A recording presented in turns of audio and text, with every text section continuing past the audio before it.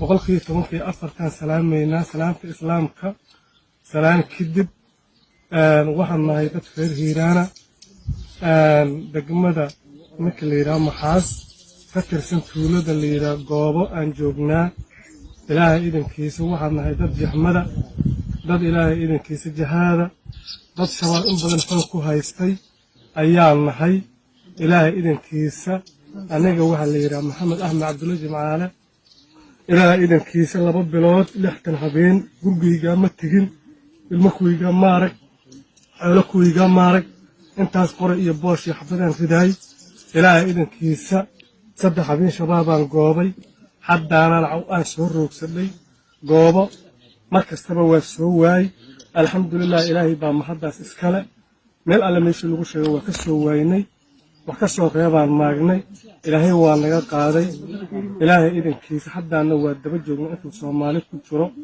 ilaahay baa naga qaaday mahadaas markii hore ilaaha iskale caalamka waxaan u sheegaynaa iyo islaamka inta islaamma nimankaas doobay oo gaaloobay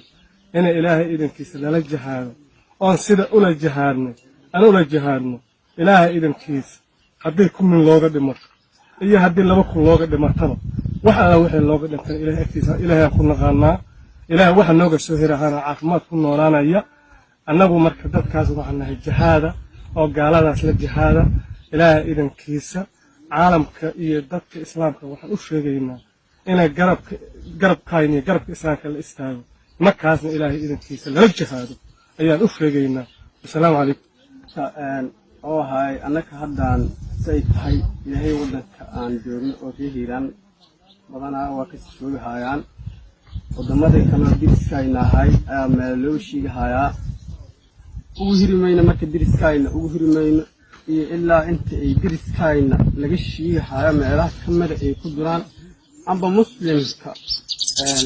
ummadda nabi maxamed meeshii joogtay waxa joogtay ummadda islaamka laa ilaaha illa allah taala meeshii jooga joogtay intii wadamada Soomaaliya ay meesha haastaan amba diinta nabi maxamed radul qalwaysan waa nimanka oo hay diinta ku soo duulay ay diintu ee fastay ka dhisantay ka dimahayaan laga sheegayaa dagaalan ku nahay weeraraan ku nahay adowgayna waaye ka hirimayno waana daba soconaa waana daba kacayna insha Allah ilaahay idinka ku noqoto dadkana ilaahay diiwayna waxa ahay ayuu kuwaas meel fiican lagu tilmaamay kuwii hadda maaragtay noolna socda ay ku noolaa doonaan markaas marka anugu wax looma reeban anugu wax uma reeban ilaahayna waa laga guursiiyey waa laga qalabsiiyey meelaha kale lagu sheegaana ilaa iyo waa hadii waa daba soconaa insha Allah ilaahay idinka ku noqoto assalaamu